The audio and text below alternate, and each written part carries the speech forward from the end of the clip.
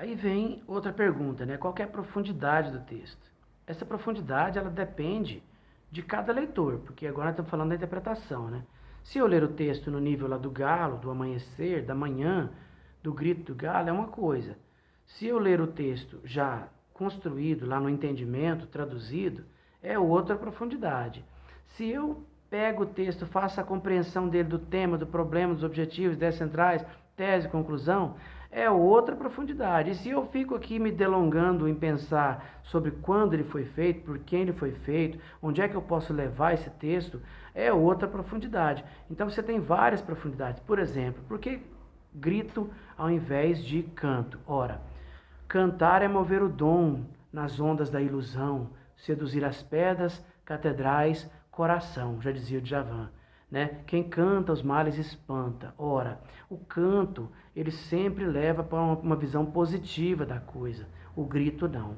O grito é sempre algo para ser ouvido, é algo pesado, é algo doído, é algo que você fala, você usa quando alguém está distante. Então, o grito, ele tem uma semia diferente de canto. Inclusive, aquela tela do Edvard Munch, né, que está lá no finalzinho da ponte, assim, no crepúsculo, né, é o grito que chama. Repare a força daquela tela, né, quem já viu essa tela sabe do que eu estou falando, né. Então, assim, nós temos uma semia diferente em grito por causa disso. Então, a profundidade de quem procura, até nas palavras, o sentido, depende da pessoa. Assim como é a validade. Tem gente que lê o texto com um umbigo muito, né, inflamado, né? A pessoa lê com uma ideologia muito, muito forte, uma crença muito forte, e aí tudo que ela lê só serve para ela, só tem validade para ela, se falar o que ela quer ouvir. É porque a pessoa é ensimesmada demais, né? Narciso demais. Então, nós temos um problema hoje no nosso país, tem isso, né? O presidente do Brasil é assim. A Constituição só serve para ele se ela servir para os propósitos dele, da família dele. Longe de mim ficar fazendo aqui análises políticas, porque eu não sou tão especialista nessa área, mas a gente percebe que ele tem uma dificuldade com democracia, ele tem dificuldade com a visão social, ele tem dificuldade com sociedade, inclusive, que ele não entende, né, o próprio país onde ele vive. Ele gosta muito de construir contextos próprios para beneficiar ele mesmo e um grupo de pessoas que acreditam, né, nessas coisas que ele acredita. Mas isso é para outra aula, né? Demoraria uma vida falando sobre isso. O que acontece? A validade, então, depende de cada pessoa. Tem gente que vai ler um texto e acha que é válido. Concorda, acha que é válido. Tem gente que acha que é válido até certo ponto, depois acha que o autor deslizou.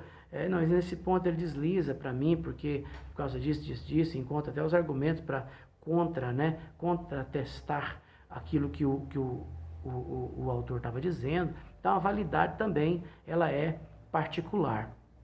A validade é algo que você encontra e que outra pessoa pode não encontrar, certo? É dessa forma. E por fim, até que ponto você concorda, até que ponto você discorda do autor. Você pode discordar do autor. Você não é obrigado a concordar com ele, né? Em tudo. Mas você entendeu o texto? Você compreendeu o texto? Porque é isso que interessa, na verdade, né? Do ponto de vista acadêmico, mais do que tudo, né? Porque a academia é a formação de erudição. É para saber o que os outros disseram sobre os temas importantes, os conceitos importantes, como é que esses conceitos são formados, como é que as definições são feitas. A academia é para isso. E como é que você, então, se insere naquele meio como apropriador disso e depois como reverberador disso, porque a ciência precisa dos seus interlocutores, né? Dos seus reverberadores do saber. É preciso que alguém volte à caverna e diga aos encavernados que existe conhecimento, que existe mundo diferente daquele que eles conhecem, daqueles que eles vivem. Então, esse é o papel da academia, né? Então, tem gente que concorda parcialmente, concorda completamente, discorda totalmente, e assim você vai fazendo, então, a interpretação do texto.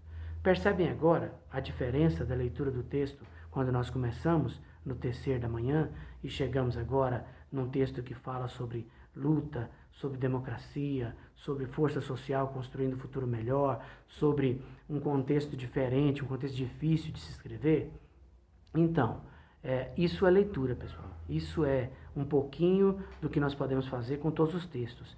O demoramento, a análise, digamos, destrinchar o texto, buscar nele aquilo que realmente ele pode nos expressar, aquilo que ele pode contribuir conosco, aquilo que ele pode nos formar como um saber que não se esvai, um saber que fica gravado, um saber que fica pelo tempo e perpetua para o tempo e que nos transforma em seres melhores, mais pensantes, mais éticos, mais dignos, mais capazes de nutrir a nossa existência individual e social.